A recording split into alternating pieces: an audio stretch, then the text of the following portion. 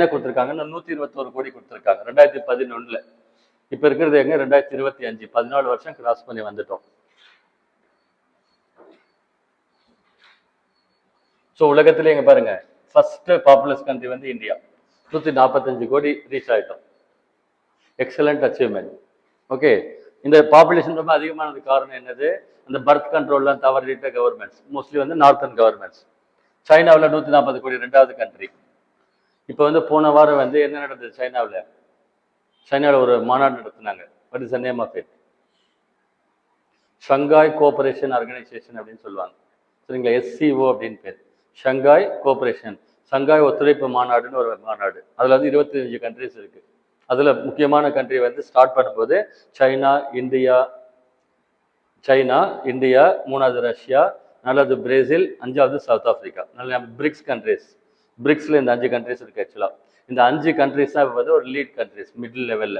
So அவங்க போனாங்க ஆக்சுவலா. ஸோ இந்தியாவும் சைனாவும் அவர் என்ன சொன்னார்னா, ஹியூஜ் பாப்புலேஷன், கிட்டத்தட்ட 35% பாப்புலேஷன் ஆஃப் த வேர்ல்டு வந்து 2 கண்ட்ரிலையும் இருக்கு. அதை நம்ம மியூச்சுவலா செயல்படலாம்னா இப்போ சொல்லியிருக்காரு ஆக்சுவலா. டேட்டா என்னெல்லாம் கேட்பாங்க, எதை வேணா கேட்பாங்க. பிறகு இந்தியா வந்து உலகத்தில் இருக்கிற லேண்ட் ஏரியாவில் 2.4% தான் இருக்கு. லேண்டு இந்திய நிலப்பகுதி உலகத்தில் எவ்வளோ இருக்கு லேண்ட் ஏரியா? ஒன்லி 2.4%. ஆனால் பாப்புலேஷன் எவ்வளோ இருக்கு? அரௌண்ட் வந்து 18%. ஓகேங்களா? பாப்புலேஷன் 18% இருக்கு அப்படின்னு சொல்றாங்க. So every 1/6 of the world, உலகத்தில் இருக்கிற 6வது மனிதர் எல்லாருமே இந்தியர்கள் அப்படின்னு சும்மா சொல்றாங்க. அரௌண்ட் 20% பாப்புலேஷன் இருக்கு இந்தியாவில். இந்தியாவுடைய பாப்புலேஷன் 145 கோடி. அதுக்கு அடுத்த 9 கண்ட்ரிஸ் இருக்கு இல்லையா? அந்த 9 கண்ட்ரிஸுடைய பாப்புலேஷன் சேர்த்தா நமக்கு முன்னால் நிற்க முடியல. அவ்வளோ பாப்புலேஷன் நம்மளுக்கு. என்னென்ன கண்ட்ரிஸ் தான் பாருங்க. 3வது பாப்புலேஷன் பெரிய கண்ட்ரி வந்து அமெரிக்கா. அவங்க 33 கோடி பேர் தான் இருக்கிறாங்க. இந்தியாவுக்கும் அமெரிக்காவுக்கும், இந்தியா வந்து கர்ஸ்டு கண்ட்ரி, அமெரிக்கா வந்து கிஃப்டட் கண்ட்ரி. ஓகேங்களா? லேண்ட் வந்து நம்மளை விட 10 மடங்கு பெருசா அவங்களுக்கு. இந்தியாவை விட ஷேப் பார்த்தீங்கன்னா இந்தியா மாதிரி 10 மடங்கு பெரிய லேண்டு, ஈக்க விலங்குகள் கொட்டி கிடக்கு அமெரிக்காவில். ஆனால் பாப்புலேஷன் உல்டாவா இருக்கு. அப்படி அவ்வளோ பெரிய கண்ட்ரி, 10 மடங்கு லேண்ட் இருக்குன்னா 10 மடங்கு பாப்புலேஷன். 145 கோடி × 10 எவ்வளோ? அவ்வளோ வரணும். அவ்வளோ இல்லைங்க, வெறும் 33 கோடி, 10 மடங்கு கம்மியான பாப்புலேஷன். ஸோ 2 பக்கமும் கிஃப்டட் அவங்க அமெரிக்கன்ஸ் வந்து, சரியா? ஸோ அமெரிக்காவுடைய பாப்புலேஷன் 33 கோடி. 4வது பெரிய கண்ட்ரி வந்து இந்தோனேஷியா, 27 கோடி. ஞாபகம் வச்சுக்கோங்க. முஸ்லிம்ஸ் அதிகமாக வாழக்கூடிய நாடு வந்து இந்தோனேஷியா. கொஸ்டின் கேட்டால் எழுதணும். உலகத்தில் முஸ்லீம் பாப்புலேஷன் ரொம்ப அதிகமாக இருக்கக்கூடிய நாடு வந்து இந்தோனேஷியா. அதுக்கடுத்து 5வது கண்ட்ரி பாகிஸ்தான். உலகத்தில் 5வது மிகப்பெரிய மக்கள் தொகை கொண்ட நாடு வந்து பாகிஸ்தான். அவங்க 22 கோடி கிட்ட இருக்கிறாங்க. அதுக்கடுத்து பிரேசில், நைஜீரியா, பங்களாதேஷ், ரஷ்யான்னு வருது. ரஷ்யாவில் வெறும் 15 கோடி பேர் தான் இருக்காங்க. ரஷ்யாவில் இன்னொரு இன்ட்ரெஸ்டிங்கான ஃபேக்ட் என்னது, அப்படி கிடக்குது அந்த கண்ட்ரி சைஸ். ரஷ்யா உலகத்திலே பெரிய கண்ட்ரி எது? ரஷ்யா. இந்த எண்டு ஆரம்பிச்சு அந்த எண்டு வரைக்கும் இருக்கு ஆக்சுவலா. நான் ஸ்கூல் டேஸ்ல படிக்கும்போது நான் படிச்சிருக்கிறேன். அதாவது 9000 கிலோமீட்டர்ஸ் லாங்கஸ்ட் ரயில்வே லைன் உலகத்திலே எங்க இருக்கு? ரஷ்யாவில் இருக்கு. இந்த பக்கம் வந்து லெனின்கிராட்னு சொல்லுவாங்க. இப்போ செயின்ட் பீட்டர்ஸ்பர்க்னு ஊருக்கு பேர் மாத்திருக்காங்க. இந்த எண்டுல இருந்து அந்த பக்கம் வந்து விளாடிவாஸ்டாக்னு ஒரு லாஸ்ட்ல மேப் பார்த்துருக்கீங்களா? ரஷ்யாவுடைய இந்த எண்டுல இருந்து அந்த எண்டு வரைக்கும் 9000 கிலோமீட்டர்ஸ்க்கு ஒரு ட்ரெயின் போகுது. டிரான்ஸ் சைபீரியன் ரயில்வேன்னு அதுக்கு பேர். அப்படின்னு ஸ்கூல் டேஸ்ல படிச்சிருக்கேன். வேர்ல்டு மேப் பார்த்துருக்கீங்களா? ஞாபகம் இருக்கா? இருக்கு, இங்கே எடுத்துக்கலாம்.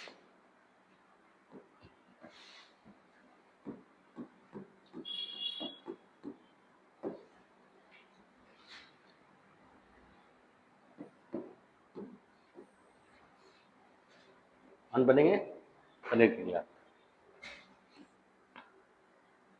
பாருங்க, ஆக்சுவலாக ஜியாகிரபி ஹிஸ்ட்ரி எல்லாம் படிக்கும்போதே நம்மளுக்கு வந்து ஞாபகம் இருக்கும். பாருங்க, இந்த இடத்துல வந்து லெனின்கிராட்னு ஒரு சிட்டி இருக்கு ஆக்சுவலாக ரஷ்யாவில். இந்த எண்டில் இங்கே இருந்து அந்த லாஸ்ட்ல விளாடிவாஸ்டாக்னு இடம் இருக்கு ஆக்சுவலாக. இங்கே வந்து ரயில் ரோடு போட்டிருக்காங்க. இப்படி லாங்கா இப்படி போகுது ஆக்சுவலாக. உலகத்திலே லாங்கஸ்ட் ரயில்வே லைன். ஓகேங்களா? நீண்ட இருப்பு பாதைன்னு சொல்லி அதை சொல்லுவாங்க. ஸோ இந்தியாவில் லாங்கஸ்ட் ரயில்வே லைன் கேரளாவில் இருந்து, ஓகேங்களா, இப்படி வந்து அஸ்ஸாமுக்கு போகுது. 4300 கிலோமீட்டர் லென்த்துக்கு. இந்தியாவில் லாங்கஸ்ட் ரயில்வே லைன் வந்து அந்த லைன். சரி, அந்த மாதிரி டேட்டா நம்மளுக்கு ஜியாகிரபியில் படிப்போம். ரீசெண்டாக வந்து ரஷ்யா இருக்கு இல்லைங்களா? இந்தியாவுக்கு வந்து ரஷ்யா வந்து ஒரு சின்ன ப்ரொப்போசல் சொல்லியிருக்காங்க, ஒரு இம்பார்ட்டன்ட் ப்ரொப்போசல். இப்போ இந்தியாவிலேருந்து ரஷ்யாவுக்கு வந்து ஆயில் எங்கே எடுத்துகிட்டு போகிறாங்க பாருங்க. இந்த பக்கம் எடுத்துகிட்டு போகிறாங்களா? இப்படி இந்த இடத்துல இப்படி எடுத்துகிட்டு போகிறாங்களா? இந்த பக்கம் போகிறதுனால ரொம்ப சுற்றிக்கிட்டு வருதான், ரொம்ப தூரம் சுற்றிக்கிட்டு வருதான், டபுள் த டைம். இப்போ என்ன பண்ணியிருக்கிறாங்க அப்படின்னா, இங்கேருந்து பார்த்தீங்கன்னா கடல் வழியா இப்படி வந்து சென்னை போர்ட்டுக்கு வர்றதுக்கு பிளான் பண்ணியிருக்காங்க. அதை விட இந்த டிஸ்டன்ஸ் வந்து பாதியாக இருக்கும், பாதியாக குறையும் ஆக்சுவலாக. இந்த ப்ரொபோசல் வந்துச்சுன்னா மெட்ராஸ் வந்து இன்னும் பெரிய ஊராயிடும் சொல்லி புது ஸ்கீம் போட்டிருக்காங்க. ஐ திங்க் ஒரு 1 or 2 years 3 yearsல வந்து வருதுன்னு சொன்னாங்க. ஸோ இந்த மாதிரி இருக்கு ஆக்சுவலாக. ஸோ பாப்புலேஷன் படிக்கும்போது பாருங்க, வேர்ல்டு கண்ட்ரிஸ் இருக்கிறதுலே மிகப்பெரிய கண்ட்ரி வந்து ரஷ்யா. பிறகு இது வந்து அமெரிக்கா, இங்க இருக்குது அமெரிக்கா. பிறகு இது அமெரிக்கா ஆக்சுவலாக. இந்த பிரேசில்னு ஒரு கண்ட்ரி இருக்கு, நைல் நதி ஓடுறது கேள்விப்பட்டிருக்கீங்களா? சார் இங்க நைல் நதி ஓடல, இங்க ஓடுறது என்னது அமேசான். இங்க ஆப்பிரிக்கால ஓடுறது நைல் நதி, இங்க ஓடுறது நைல், இங்க ஓடுறது வந்து அமேசான். நைல் நதிக்கு பேரு லாங்கஸ்ட் ரிவர், இந்த அமேசானுக்கு பேர் லார்ஜஸ்ட் ரிவர். அமேசான் காடுகள் கேள்விப்பட்டிருக்கீங்களா? சூரிய ஒளியே உள்ள போக முடியாது, பயங்கர டென்ஸா இருக்குமா. அங்கதான் என்ன இருக்குது, நம்ம ஃபேவரேட் மிருகம் ஒன்று இருக்குது, அனகொண்டா. இந்த 22 அடி லென்த் ஆக்சுவலா அனகொண்டா. அனகொண்டா பார்ட் 1, 2, 3, 4 வந்திருக்கு இல்லையா?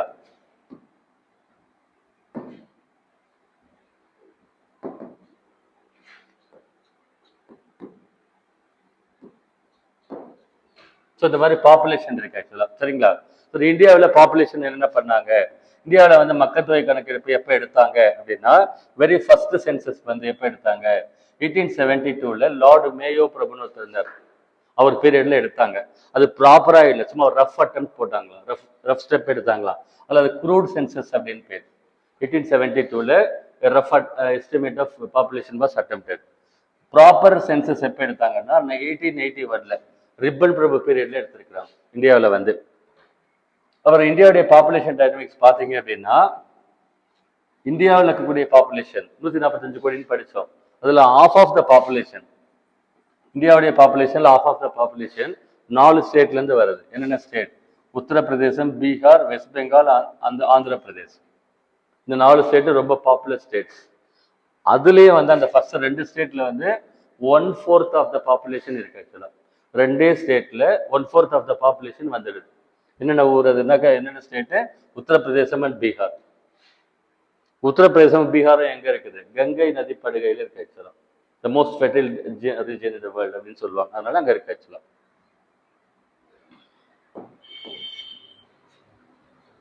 இதுக்கு முன்னே கொஸ்டின் கண்டிப்பா இதுல கேட்பாங்க, விதவுட் ஃபெயில் அடிச்சு சொல்லுவோம். இப்பெல்லாம் கொஞ்சம் சேஞ்ச் ஆயிடுச்சு. ஜியோகிராஃபிக் வேற 5 மார்க் கொடுத்துருக்காங்க இல்லையா, எங்க வருது என்ன வருதுன்னு தெரியல. சரி, டேட்டா சொல்ல பாருங்க. த மோஸ்ட் பாப்புலர் ஸ்டேட் இது உத்தரப்பிரதேசம். இந்தியாவில் மக்கள் தொகை அதிகமான ஸ்டேட் வந்து உத்தரப்பிரதேசம். எவ்வளவு பாப்புலேஷன் இருக்காங்க, அந்த சென்சஸ் டேட்டா சொல்றேன். 20 கோடி பேர், 20 கோடி பேர் இருக்கிறாங்க ஆக்சுவலா. ஸோ ஆக்சுவலா வந்து 20 கோடி பேர் வந்து உத்தரப்பிரதேசத்தில் மட்டும் இருக்கிறாங்க. அதே மாதிரி பாப்புலேஷன் குறைவான ஸ்டேட் எது இந்தியாவில்? கோவாவா சிக்கிமா? ஆக்சுவலா கோவா வந்து ஏரியாவில் ஸ்மாலஸ்ட், பாப்புலேஷன்ல ஸ்மாலஸ்ட் வந்து சிக்கிம். சிக்கிம் அந்த ஸ்டேட்ல வந்து வெறும் 60 லட்சம் பேர் தான் இருக்காங்க. 6 மில்லியன் அல்லது 60 லட்சம் சொல்லுவாங்க, அவ்வளவுதான் இருக்கிறாங்க. ஸோ அந்த டேட்டா ஞாபகம் வச்சுக்கோங்க. ஆக்சுவலா உத்தரப்பிரதேசம் ஆப்போசிட் ஸ்டேட் வந்து சிக்கிம், பாப்புலேஷன் ஜாஸ்தி, பாப்புலேஷன் கம்மி. அதே மாதிரி டென்சிட்டி ஜாஸ்தி எது அப்படின்னா பீகார். டென்சிட்டி, டென்சிட்டி அப்படின்னா என்ன சொல்லுவாங்க? மக்கள் தொகை அடர்த்தின்னு தமிழ்ல சொல்லுவாங்க. ஒரு சதுர கிலோமீட்டர்ல எவ்வளவு பேர் வசிக்கிறாங்க, அதாவது எப்படி சொல்லுவாங்க அப்படின்னா total population divided by total area. ஓகேங்களா, அது அப்படி சொல்லுவாங்க. அதையும் ஒசூர் பாப்புலேஷன் எவ்வளவு area, population divided by area போட்டீங்கன்னா டென்சிட்டி வந்துடும். ஸோ அது டென்சிட்டி எவ்வளவு தெரியுமா? 1102 பேர் இருக்காங்களாம் ஒரு சதுர கிலோமீட்டருக்கு பீகார்ல. ஸோ டென்சிட்டி டாப் ஸ்டேட் எதுன்னு கேட்டா பீகார்.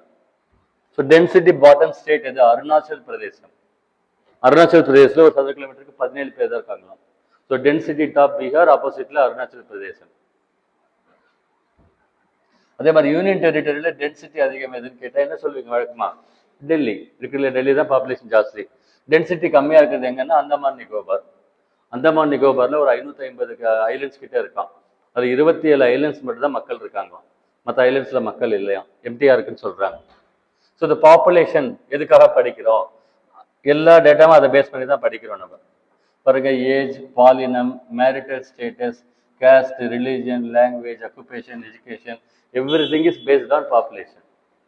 ஓகே, ரோடு போடணும், என்ன கேட்பாங்க? எவ்வளோ பேருக்குறாங்க, யூஸ்ஃபுல்லாக இருக்கா, ப்ராஜெக்ட் ஓகேவா, வருமா வராதா, அந்த மாதிரி பார்க்குறாங்க ஆக்சுவலாக. ஸோ ஏற்கனவே சொன்னேன் இல்லையா, dependent population, active population. Active population 65% சொன்னோம் லேட்டஸ்ட் டேட்டாவில். டிபெண்டன்ட் பாப்புலேஷன் வந்து 35%, ரஃபாக சொல்கிறேன். சரி, இந்த 4 ஸ்டேஜ் பாப்புலேஷன் தியரி ஒன்று கொடுத்துருக்காங்க. இந்த கொஸ்டின் நம்ம அடிக்கடி கேட்டுக்கிட்டே இருப்பாங்க. அதாவது இந்தியாவில் மக்கள் தொகை வளர்ந்தது இல்லையா, அதை வந்து 4 ஸ்டேஜாக பிரிச்சிருக்கிறாங்க பாருங்க. 4 ஸ்டேஜஸ் ஆஃப் பாப்புலேஷன் க்ரோத் அப்படின்னு சொல்லுவாங்க. 4 ஸ்டேஜ். என்னென்ன ஸ்டேஜ், எந்த வருஷம், என்ன கீ பாயிண்ட் சொல்கிறேன், இப்போ ட்ரை பண்ண பாருங்க. ஃபர்ஸ்ட் வந்து ஸ்டாக்னன்ட் பாப்புலேஷன் சொல்கிறாங்க. 1901 இருந்து 1921 வரைக்கும். ஓகேங்களா? அப்படின்னா என்ன அர்த்தம்? பாப்புலேஷன் அவ்வளோவா வளரலை, ஸ்டாக்னேட் ஆச்சுன்னா தேங்குச்சு அப்படின்னு சொல்கிறாங்க. ஸ்டாக்னன்ட் பாப்புலேஷன் 20 வருஷத்துக்கும் சேர்ந்தே வந்து வெறும் 1.5 கோடி தான் பாப்புலேஷன் வந்துதான். 20 இயர்ஸ்க்கே பாப்புலேஷன் வெறும் 1.5 கோடி தான் வந்ததா சொல்றாங்க. 15 மில்லியன் அப்படின்னா 1.5 கோடி பாப்புலேஷன் 20 இயர்ஸ்க்கு சேர்ந்தே அவ்வளவுதான் வந்ததுன்னு சொல்றாங்க. அதுக்கு என்ன காரணம் அப்படின்னு சொன்னா பாருங்க, அது என்ன சொல்லுவாங்கன்னா high birth rate, high death rate, அந்த கான்செப்ட் சொல்லுவாங்க. பிறப்பு விகிதமும் ரொம்ப அதிகமா இருந்ததுதான். At the same time cholera கீழரா பிளேக் வந்து செத்தும் போயிருப்பாங்க. பிறப்பும் அதிகமா இருக்குமா, அந்த மாதிரி ஃபெட்டாலிட்டின்னு சொல்லுவாங்க. டெத் ரேட்டும் அதிகமா இருக்குமா. அப்ப பாப்புலேஷன் நிற்காது, 10 வந்து 10 போயிடுச்சு அப்படின்னு சொல்லி அர்த்தம். So high birth rate, high death ரேட்னு சொல்லுவாங்க இது. சரிங்களா? இன்னொரு கான்செப்ட் இதுக்கு என்ன சொல்லுவாங்கன்னா ரொம்ப இம்பார்ட்டண்டா கேட்பாங்க. இதுக்கு வந்து இயர் ஆஃப் கிரேட் டிவைட்னு ஒரு கான்செப்ட் கொடுத்துருக்காங்க.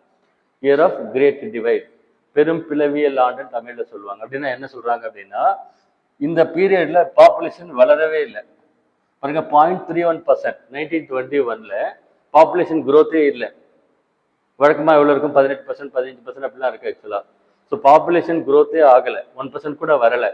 அதனால தான் நெகட்டிவ் குரோத் அப்படின்னு மீன் பண்றாங்க. பாப்புலேஷனே வளரலை அப்படின்றாங்க, அது நெகட்டிவ் குரோத். அதனால அதை வந்து என்ன சொல்றாங்கன்னா இயர் ஆஃப் கிரேட் டிவைட் அப்படின்னு சொல்றாங்க. ஸோ என்ன கேட்டாங்க கொஸ்டின்ல, இந்த பக்கம் இயர் கொடுத்து அந்த பக்கம் கான்செப்ட் கொடுத்து எது மேட்சிங்லாம் கேட்டிருக்காங்க. கொஸ்டின் பார்த்தீங்கன்னா உங்களுக்கு தெரியும். இது ஃபர்ஸ்ட். ரெண்டாவது வந்து ஸ்டெடி குரோத் ரேட் அப்படின்னு சொல்றாங்க. பாப்புலேஷன் வந்து இதில் கொஞ்சம் வளர்ந்தது. 1921லேருந்து 51 வரைக்கும் 110 மில்லியன் சொல்றாங்க. 1.1 crore வளர்ந்ததுன்னு சொல்றாங்க 30 வருஷத்துல. அப்ப வந்து இதுக்கு என்ன சொல்றாங்க அப்படின்னா high birth rate but low death ரேட்னு சொல்றாங்க. பர்த் ரேட் வந்து அதிகமாக தான் இருக்குது, ஸ்டார்டிங் ஸ்டேஜ் ஆக்சுவலா. சரிங்களா? பர்த் ரேட் அதிகமா இருக்குது, அவேர்னஸ் இல்லை, அந்த மாதிரி பிளைண்டா எல்லாமே என்ன பண்ணாங்க, பாப்புலேஷன் ரொம்ப அதிகமா இருந்தது.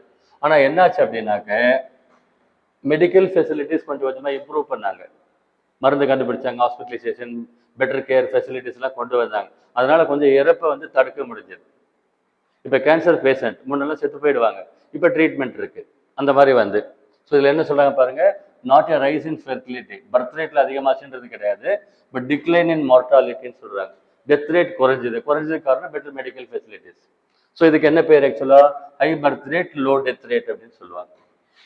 பாருங்க, அந்த இயர் வந்து ஃபர்ஸ்ட் 20 இயர்ஸ் சொல்றாங்க, நெகட்டிவ் growth ரேட், அதனால year of great divide, high birth rate, high death rate, ரெண்டுமே ஹைன்னு சொல்றாங்க. இங்க வந்து அதுக்கு அடுத்த 30 வருஷத்துல வந்து ஹை பர்த் ரேட் ஆனா லோ டெத் ரேட் அப்படின்னு சொல்லி சொல்றாங்க. மூணாவது வந்து ரேபிட் growth அப்படின்னு சொல்றாங்க, மிக வேகமான மக்கள் தொகை வளர்ச்சி அப்படின்னு இதை மீன் பண்றாங்க. 1951 to 1981 இந்த 30 வருஷத்துல வந்து கிட்டத்தட்ட பாப்புலேஷன் டபுள் ஆயிடுச்சோம்.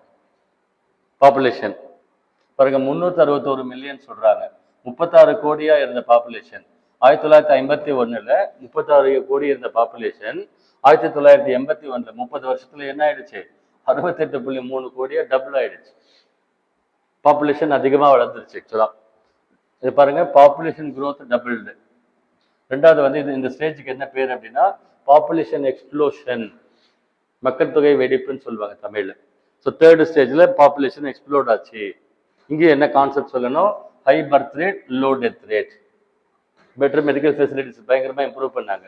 முன்ன எதுக்குமே இல்லை, இப்போ எல்லாம் செத்து போனாங்க, இப்போ எல்லாத்துக்குமே ஃபெசிலிட்டிஸ் இருக்கிறதுனால குறைவா இருக்குன்னு சொல்றாங்க. இது மூணாவது ஸ்டேஜ் சொல்றாங்க. நாலாவது ஸ்டேஜ் வந்து சொல்றாங்க, என்ன சொல்றாங்க, high growth with definite signs of slowing down. நாலாவது ஒரு ஸ்டேஜ் கொடுத்துருக்காங்க 1981 2011 அப்படின்னு சொல்லி. இது வந்து பிகினிங் ஆஃப் நியூ இயரா அப்படின்னு சொல்றாங்க, புதிய சகாப்தம் அப்படின்னு சொல்லி சொல்றாங்க.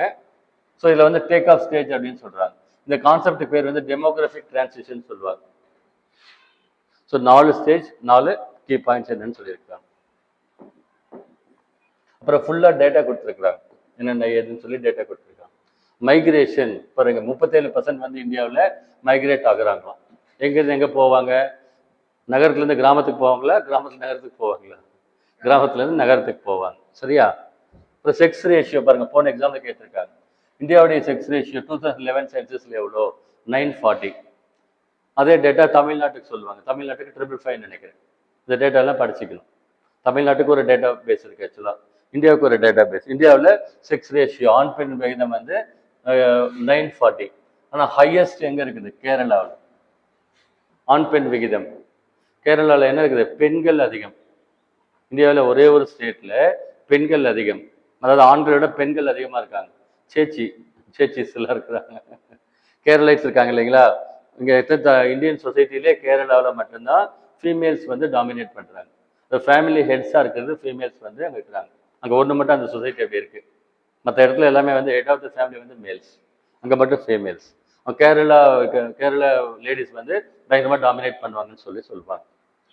அடுத்து லிட்ரஸி ரேட். ஆக்சுவலாக லிட்ரஸி ரேட்னா கல்வி அறிவுன்னு சொல்கிறோம் பாருங்க. இந்தியாவுடைய கல்வி அறிவு 74.04%. இது வந்து 2011 சென்சஸ். எனக்கு தெரிஞ்சு இப்போ பார்த்தா 85% கிட்ட வந்திருக்கணும். 14 வருஷம் ஆகுது. டேட்டா நிறைய ஷிஃப்ட் ஆகும், இன்னும் டேட்டா வரலை. ஸோ இதில் ஆண்கள் வந்து 82 ஃபீமேல் லெவலில் இருக்காங்க. ஆக்சுவலாக ஹையஸ்ட் லிட்ரேட் ஸ்டேட் வந்து கேரளா. பிறகு 94% வந்து கல்வி அறிவு பெற்றவர்கள். I think Ernakulam first literate district. எர்ணாகுளம்ல 100% படித்தவங்க இருக்காங்களாம். ஸோ அதே மாதிரி லிட்ரஸியில் லோயஸ்ட் எங்கிறது பீகார். ஓகேங்களா? லிட்ரஸியில் கல்வி அறிவியலில் மிக பின்தங்கிய மாவட்டம் எது? பீகார். எவ்வளோ பர்சன்ட் இருக்கு? 63%. ஏன் பீகாரில் கல்வி அறிவு தங்கி இருக்கு? ஒரு ஒர்ஸ்டான ஸ்டேட் அது. ஆக்சுவலாக கேள்விப்பட்டிருக்கீங்களா? ஆக்சுவலாக பெரிய பெரிய அதிக பணம் வச்சிருக்காங்க இல்லையா, அவங்க எல்லாம் மிலிட்ரி ஆர்மி வச்சிருக்காங்களா, மிலிட்ரி மாதிரி பிரைவேட் ஆர்மி வச்சிருக்காங்களாம். கன் எல்லாம் வச்சுக்கிட்டு 10 பேர் கூட இருப்பாங்களாம். ஏதாவது பேசினா சுட்டுட்டு வந்துருவாங்க. இங்கெல்லாம் கன் வச்சுக்க முடியாது தமிழ்நாட்டிலலாம். பீகாரில் வந்து கன் வச்சிருப்பாங்களாம் பிரைவேட்ல. பண்ணையாரெலாம் இருக்காங்க இல்லையா, அவங்க எல்லாம் கன் வச்சிருப்பாங்களாம். கல்ச்சர் சரியில்லை, அங்கே கண்ட்ரி சரியில்லை. மாட்டுத்தீவன ஊழல்ல இவர் மாட்டினார் தெரியுமா, லல்லு பிரசாத் யாதவ். மாடுங்க 1000 கோடிக்கு தீவனம் சாப்பிட்டு சொல்லிட்டு உள்ள இப்போ ஜெயிலில் இருக்காரு. லல்லு பிரசாத் யாதவ் அங்கே இருந்தார். ஸ்டேட் நல்லா கொண்டு வந்துருக்கலாம், அவங்க கொண்டு வரல. ஆக்சுவலாக நெக்ஸ்ட் வந்து அக்குபேஷனல் ஸ்ட்ரக்சர் விடுங்க. பாப்புலேஷன் டைனமிக்ஸில் பாருங்க, அர்பன் இந்தியான்னு சொல்கிறோம் இல்லையா, நகரமய மாதல். கொஸ்டின் கேட்பேன், நகரமய மாதல் அர்பனைசேஷன் சொன்னோம் இல்லையா, அதில் டாப் ஸ்டேட் வந்து இந்தியாவில் கோவா. கோவாவில் இருக்கக்கூடிய மக்கள்ல 62.17% வந்து அர்பன் பீப்புள். அடுத்து லீஸ் அர்பனைஸ்டு இமாச்சல பிரதேஷ் சொல்றாங்க. பெரிய ஸ்டேட்ல தமிழ்நாடு சொல்றாங்க. கோவா குட்டியுண்டு ஸ்டேட், 2 டிஸ்ட்ரிக்ட் தான் இருக்கு. மிகப்பெரிய ஸ்டேட்ஸ்ல கணக்கெடுக்கும் போது Tamil Nadu is the most urbanised state.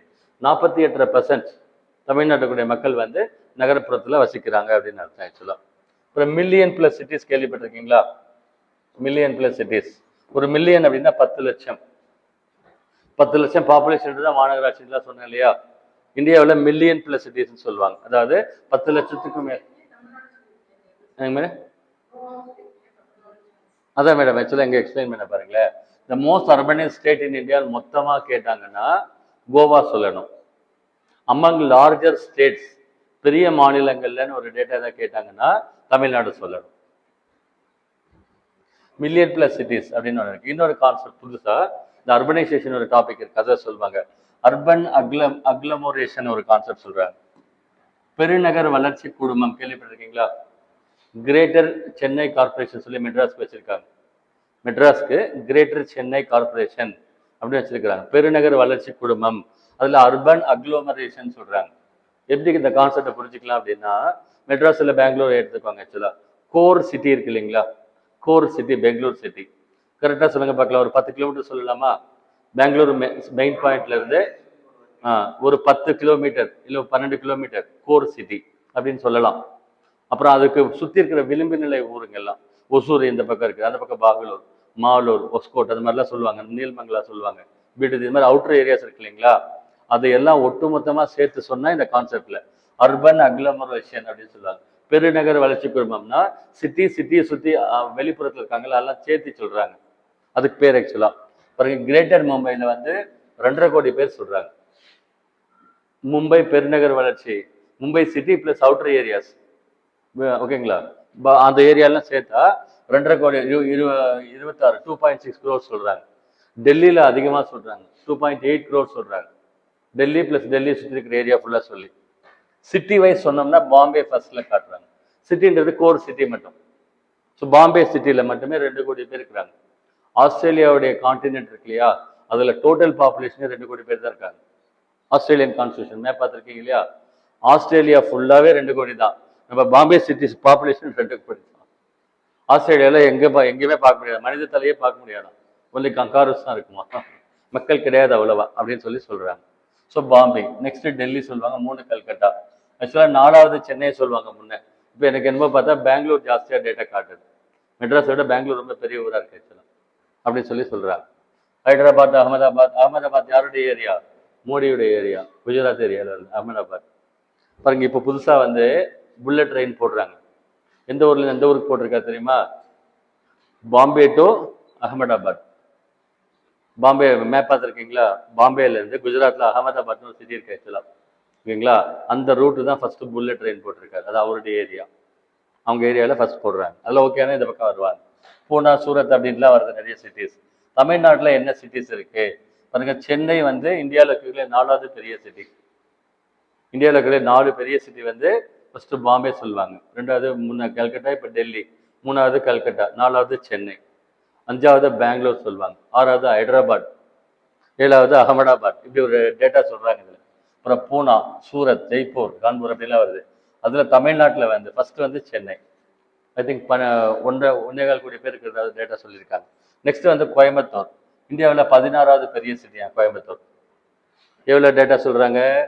ஆக்சுவலாக 22 லட்சம் பேர் இருக்கிறதா சொல்றாங்க, 22 லேக், 22 லட்சம் பேர், 2.2 மில்லியன்னா 22 லட்சம் பாப்புலேஷன் இருக்கிறதா சொல்றாங்க.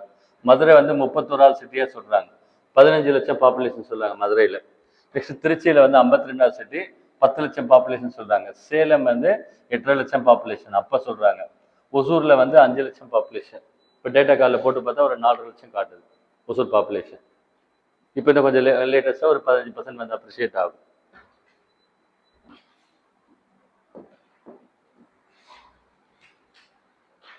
அர்பனைசேஷன் சொல்றோம் இல்லையா, நகரமயமாதல் ஒரு டாபிக் இருக்கு ஆக்சுவலா, ஹெட்டேக்கான டாபிக். சிட்டி என்னன்னு சொல்றாங்க? கான்கிரீட் ஜங்கிள் அப்படின்னு சொல்லுவாங்க இல்லையா, கேள்விப்பட்டிருக்கீங்களா இல்லையா? Concrete jungle. I think north இந்தியாவில் எல்லாமே, இப்போ டெல்லி அந்த மாதிரி ஊர்லாம் வெள்ளத்தில் வந்து மிதக்குது, கேள்விப்பட்டீங்களா இல்லையா? ஸோ அந்த கான்கிரீட் ஜங்கிள் என்னென்ன இஷ்யூஸ்லாம் அங்கே இருக்குன்னு சொல்றாங்க? அர்பன் ஸ்ப்ரால் அப்படின்னு சொல்றாங்க, நகரமயமாதல். அழகா சொல்றாங்க, நகரமயமாதல், நரகமயமாதல் என்ன சொல்றாங்க? நரகமயமாதல். பாருங்க, வீட்டில் இருக்கக்கூடிய 4 செவரு நம்மளது கிடையாது, என்ன பண்றோம்? அப்பார்ட்மெண்ட்ல இருக்கிறோம். ரைட் சைட் செவரு 2 பேருக்கு ஷேர், லெஃப்ட் சைட் செவரு 2 பேருக்கு ஷேர். ஆமாவா இல்லையா? இங்கெல்லாம் இண்டிவிஜுவலாக பிளாட் வாங்கி கட்டுறோம், அங்கே அப்பார்ட்மெண்ட் சிஸ்டம் அப்படி சொல்றாங்க. ஓவர் கிரௌடிங், அநியாயத்துக்கு கிரௌட், பயங்கரமான கிரௌட். நேற்று கூட முந்தானத்து டேட்டா சொல்லியிருக்கிறாங்க, 400 கிலோ ஆர்டிஎக்ஸ் பாம் எடுத்துக்கிட்டு டெல்லிக்குள்ள ஊடி இருக்கிறதா தகவல், ஓகேங்களா? அந்த 400 கிலோ பாம்பையை வெடிச்சாங்கன்னா 1 கோடி பேர் சாகலாமா இந்தியாவில். எங்கே பார்த்தாலும் பாப்புலேஷன். பாருங்க, பிள்ளையார் பண்டிகை, ஓ பாலாட்டு பாப்புலேஷன், ஆயுத பூஜை பண்டிகை பாப்புலேஷன், பிக்னிக் பாப்புலேஷன் ஹியூஜ் அப்புறம் பார்த்தா அங்கே என்ன ராமர் கோயில் கிட்ட போகிறாங்க, அங்கே ஹியூஜ் பாப்புலேஷன். நம்மவா இல்லையா? பெரிய பெரிய கோவில் எல்லாமே. ஸோ இந்தியாவில் பாப்புலேஷன் ஜாஸ்தி. டிராஃபிக் இஷ்யூ இருக்குது, தண்ணி பிரச்சனை இருக்குது, ட்ரைனேஜ் ப்ராப்ளம் இருக்குது. லேட்டஸ்டாக ஒரு கான்செப்ட் கேட்டுக்கிட்டே இருக்காங்க, சாலிட் வேஸ்ட் டிஸ்போசல் சொல்கிறாங்க. நகரத்தினுடைய குப்பையை வந்து எப்படி டிஸ்போஸ் பண்ணுறது, எத்தனை போய் கொட்டலாமா, எவ்வளோ கொட்டுறது, வால்யூமாக வந்துக்கிட்டே இருக்கு ஆக்சுவலாக. எரிக்கலாமா, எரிச்சா நச்சு புகை வருது, நிறைய இஷ்யூஸ் அதில் சொல்கிறாங்க ஆக்சுவலாக. ஸோ ஹியூமன் டெவலப்மெண்ட் இண்டெக்ஸ் ஒரு கான்செப்ட் படிச்சிருக்கீங்களா? HDIன்னு சொல்லுவாங்க. இதுக்கு முன்னே ஜிடிபின்னு சொல்லிட்டு கம்பேர் பண்ணுறாங்க. Human development index, human development இண்டெக்ஸில் 3 பாயிண்ட் சொல்லியிருக்காங்க. ஹெல்த்தை வந்து என்ன சொல்கிறாங்க? வாழ்நாள் ஆயுட்காலம்னு சொல்லுவாங்க. 2வது எஜுகேஷன், 3வது வந்து இன்கம் பெர் கேபிட்டா இன்கம், அந்த கான்செப்டில் சொல்கிறாங்க. ஸோ இதில் வந்து டாப் சிட்டிஸ் யார் வராங்க? நார்வே, ஐஸ்லாந்து, சுவிட்சர்லாந்து, அந்த மாதிரி கண்ட்ரிஸ்லாம் வராங்க. இந்தியா வந்து எப்பயுமே என்ன ரேங்க்ல வருது? மீடியம் ரேங்க்ல வருது. அதாவது 127லேருந்து 135 வரைக்கும் ரேங்க்ல இருந்திருக்கு ஆக்சுவலாக இந்தியா வந்து. ஸோ HDIல வந்து டாப் ஸ்டேட் இந்தியாவில் என்னன்னா கேரளா. டாப் ஸ்டேட் வந்து கேரளா. பாட்டம் ஸ்டேட் என்னவா இருக்கணும்? பீகார். HDIல பாட்டம் ஸ்டேட் வந்து பீகார். ஏன் கம்மியாக இருக்குன்னு சொல்கிறோம்? லிட்ரஸி ஒர்ஸ்ட் ரேட் இல்லையா, லிட்ரஸி பேஸ்ட், லிட்ரஸி வர்ஸ்டாக சொல்கிறாங்க ஆக்சுவலாக. ஒரு தியரி ஒன்று கேள்விப்பட்டிருக்கீங்களா? TR மால்தூஸ்னு ஒருத்தர் இருக்கார், மால்தூசியன் தியரி ஆஃப் பாப்புலேஷன், மால்தூசின் மக்கள் தொகை கோட்பாடுன்னு ஒரு கான்செப்ட் இருக்கு ஆக்சுவலாக. மால்தூஸ் ஒரு எக்ஸ்பிரஸ் சொல்லியிருக்காரு. என்ன சொல்லியிருக்காருன்னு சொல்ற பாருங்க, ஒரு கான்செப்ட் சொல்றாரு.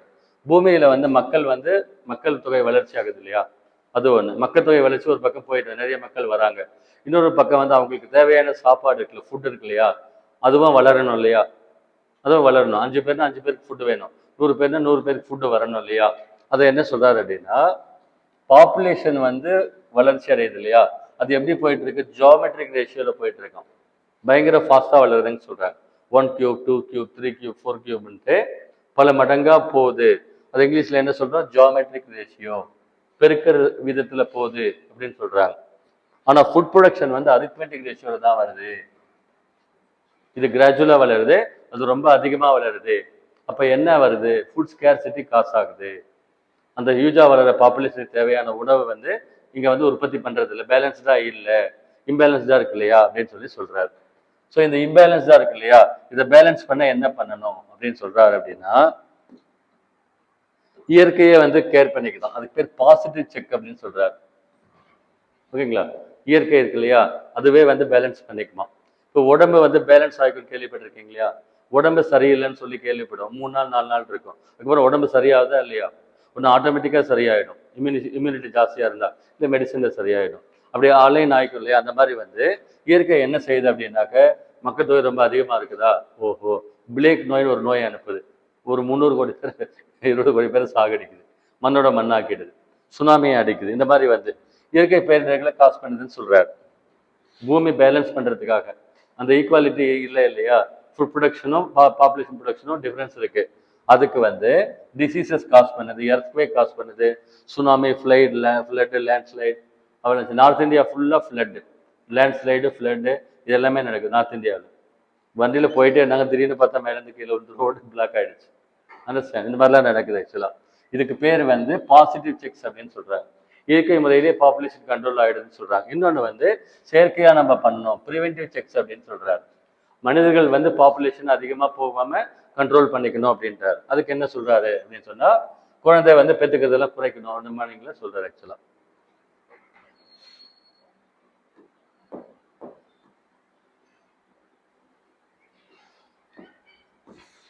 இதுல டேட்டா கொடுத்துருக்கோம், சொல்லியிருக்கோம் பாருங்க. ஆக்சுவலா டென்சிட்டியில் வந்து டாப் வந்து பீகார், பாட்டம் வந்து அருணாச்சல் பிரதேஷ், பாப்புலேஷனில் டாப் வந்து உத்தரப்பிரதேசம், பாட்டம் வந்து சிக்கிம் சொல்லியிருக்கோம். செக்ஸ் ரேஷியோவில் டாப் வந்து கேரளா ஆக்சுவலா, பாட்டம் வந்து ஹரியானா ஆக்சுவலா.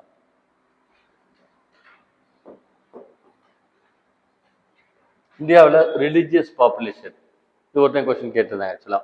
நம்மளுக்கு ரெண்டு தெரியும், இந்துஸ் தான் அதிகமாக இருக்கும் அப்படின்றது தெரியும், இந்துஸ். அதுக்கடுத்து முஸ்லீம்ஸ் அதிகமாக இருக்கிறாங்கன்னு தெரியும். இந்தியன் பாப்புலேஷனில் 145 கோடி பேரில் அதில் ஹிந்துஸ் எவ்வளோ இருக்கிறாங்கன்னா 79.8, கிட்டத்தட்ட 80% வந்து இந்தியாவில் ஹிந்துஸ் இருக்காங்க.